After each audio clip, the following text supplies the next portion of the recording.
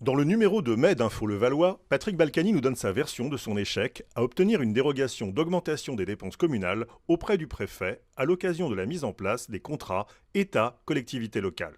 Magie de l'autopromotion, ce revers est intitulé « Contractualisation budgétaire, Levallois, bon élève ».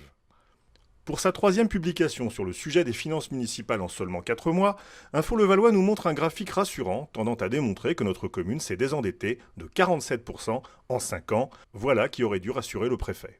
En réalité, l'équipe municipale se garde bien de donner le détail de ces remboursements. L'association des contribuables de Levallois-Perret est ravie de pouvoir combler cet oubli. Remontons en 2011, où le sujet de la dette levalloisienne devient national suite à une succession d'échecs immobiliers en fond de scène. On nous explique alors que la dette réelle qui incombe aux Levalloisiens n'est que de 426 millions d'euros, un chiffre déjà énorme soit dit en passant, et que le reste est une dette temporaire de 302 millions d'euros liée aux ZAC Eiffel, Front de Seine et Collange. Une dette qui sera remboursée par des investisseurs et n'existera plus en 2019.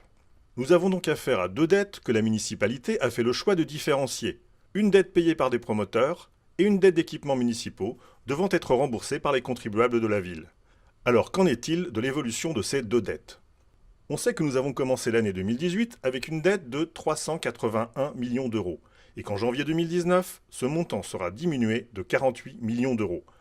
Nous devrions donc nous retrouver avec une dette de 333 millions d'euros, uniquement remboursable par les contribuables. Entre 2012 et 2019, les investisseurs auront donc remboursé les 100% du montant de la dette dite temporaire, alors que la dette des équipements n'aura, elle, été remboursée qu'à 21%. En additionnant sans le préciser la dette remboursée par la commune et celle payée par les investisseurs partenaires, l'équipe municipale entretient donc une confusion entre la forte capacité de remboursement des promoteurs auxquels elle a vendu des terrains et celle beaucoup plus réduite qui est la sienne et qui aurait dû donner un graphique fort différent.